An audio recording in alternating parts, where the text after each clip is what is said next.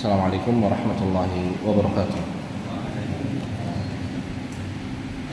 Alhamdulillahirabbil alamin.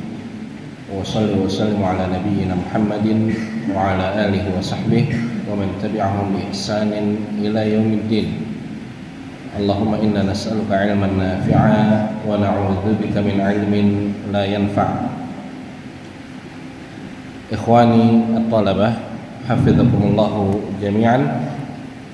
Insyaallah di sore ini kita akan melanjutkan silsilah atau rentetan cara menghilangkan futur dalam menuntut ilmu atau dalam ketaatan secara umumnya. Kita sudah sebutkan selain faktor doa, dan ini adalah yang paling utama, kita sebutkan bait-bait yang mencakup 5 hal dan sudah kita bahas 3 poinnya. Ada yang hafal bait-baitnya? Obat penghilang futur. Belum ada yang hafal? Hafidta? Hafidta? Iqra. Ati hadha.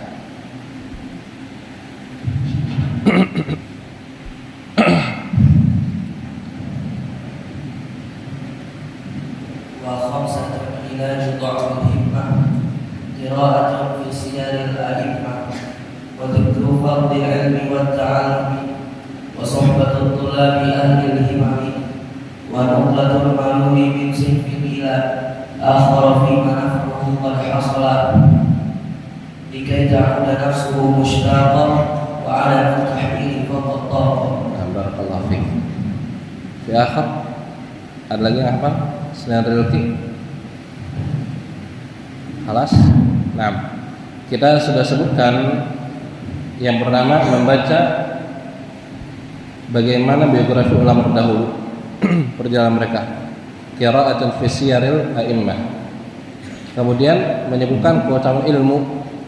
Kita gabungkan 2 poin, yang satu dan yang kedua, dengan cerita yang disebutkan oleh Ibnu Battal rahimahullah dalam Sahih Bukhari dan disebutkan sebagai kisah yang paling bagus di dalam keutamaan ilmu, yaitu kisah yang dibawakan oleh Yahya bin Yahya. Dan yang ketiga, wa suhbatut tullabi ahlil himami, yang kemarin kita sudah bahas tentang 4 ulama besar yang mereka kokoh di atas akidah sahihah, yaitu Al-Mizzi, Syekhul Islam Ibnu Taimiyah rahimahullah, kemudian Al-Zahabi dan Abul Qasim Al-Birzali. Sekarang kita masuk poin berikutnya, wa nuqlatul maluli min sinfin ila akhara fi ma naf'uhu qad hasala likai ta'uda nafsuhu mushtaqah, yaitu berpindah dari sebuah kegiatan atau sebuah ilmu kepada kegiatan lainnya yang di sana ada manfaat, likai ta'uda nafsuhu mushtaqah, agar jiwanya kembali bersemangat. Di sini kita akan menyebutkan sosok ulama. Yang ulama ini merupakan salah satu guru dari 4 yang kemarin disebutkan. Ulama yang akan kita bahas adalah guru dari Jamaluddin Al-Mizzi rahimahullah. Tentunya kita semua tahu dan secara akal kita tahu bahwasanya gak mungkin sesuatu itu tetap tidak berubah. Kaidah yang umum yang terkenal, dawamul hal minal muhal. Catat ini kaidahnya, dawamul hal minal muhal. Tetapnya sebuah hal itu sesuatu yang kemustahilan. Gak mungkin orang sehat terus, gak mungkin orang hidup terus, gak mungkin sakit terus. Dawamul hal minal muhal.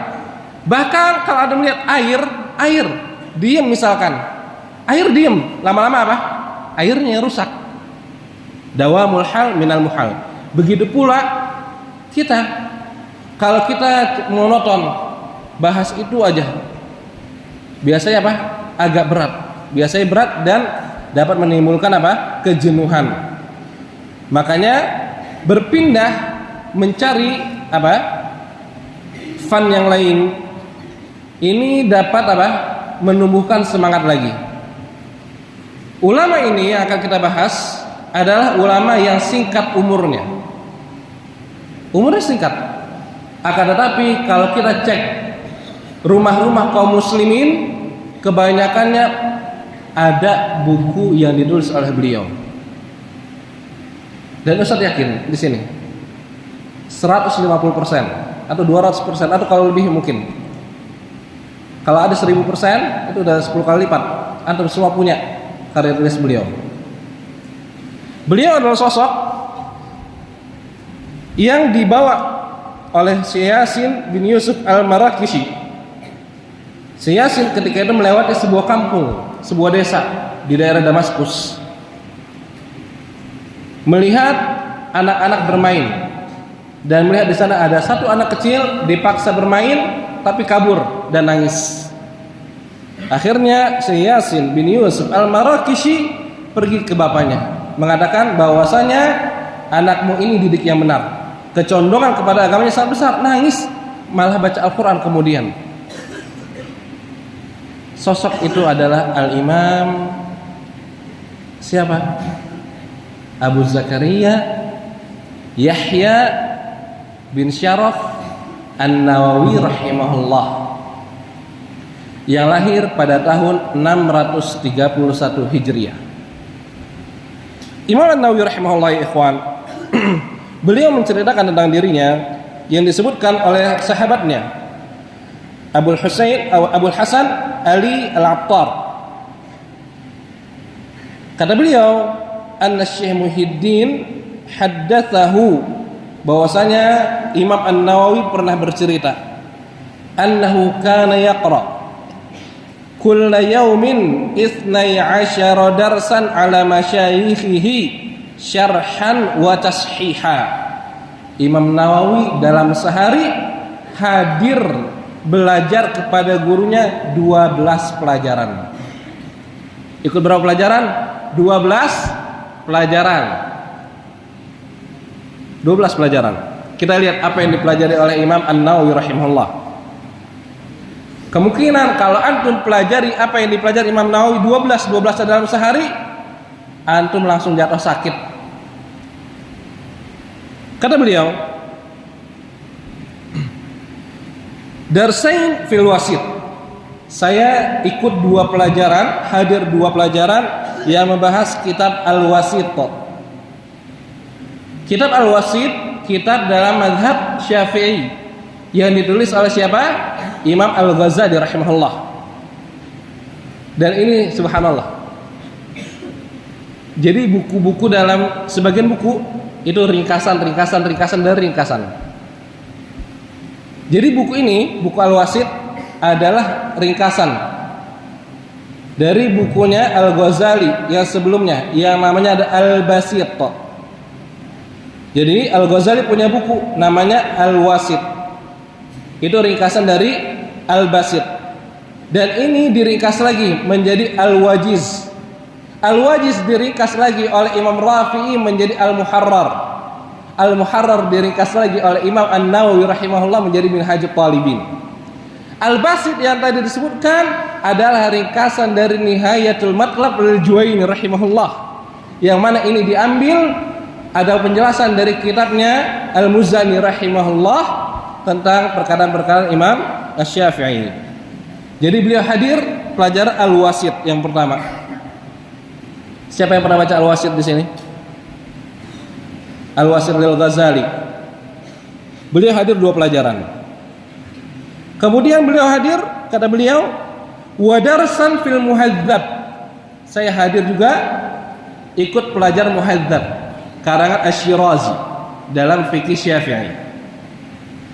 Wa darsan fil jam'i baina sahihain.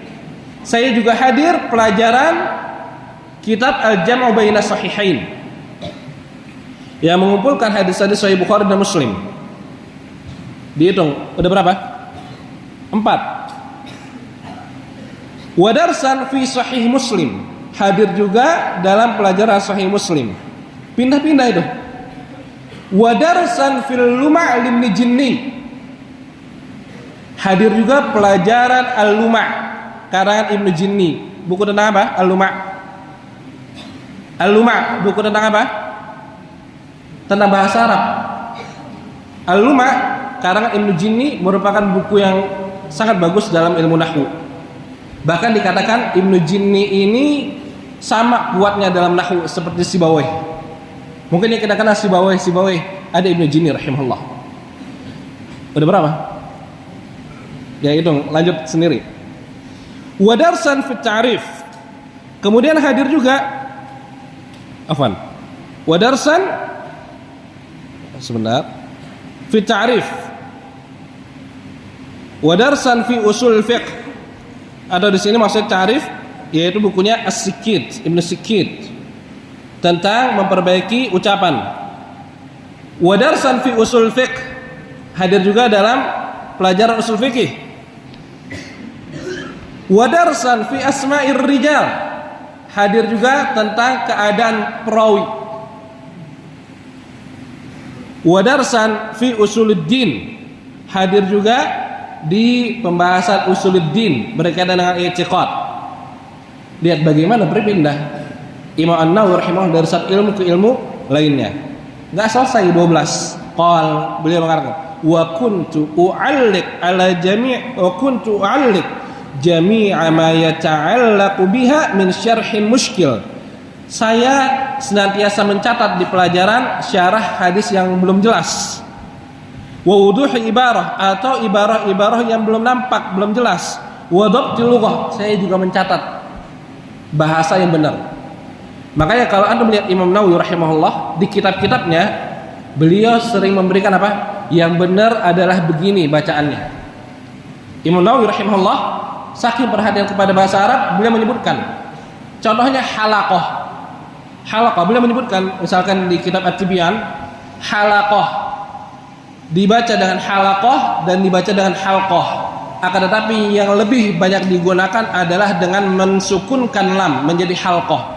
Disebutkan bagaimana beliau memperhatikan sampai hal-hal detail, sampai hal-hal kecil diperhatikan. Kata beliau, wa barakallahu fi waqti. Saya hadir 12 jam, 12 pelajaran. Allah berikan keberkahan pada waktuku. Wa khatarali. Sempat melintas an ashtagil bitib. Saya pengen belajar kedokteran deh. Washtaraitu kitab al-qanun.